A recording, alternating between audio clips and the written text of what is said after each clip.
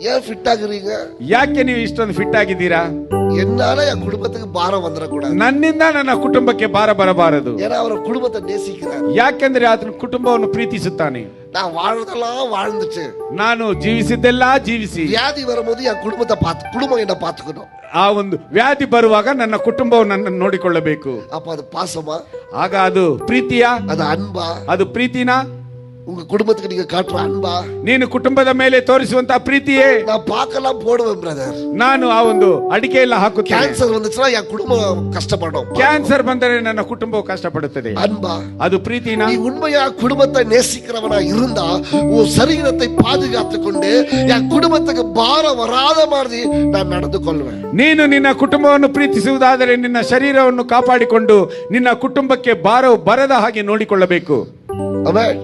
Amen. Love ಪ್ರೀತಿಸಿರಿ will not hurt anybody.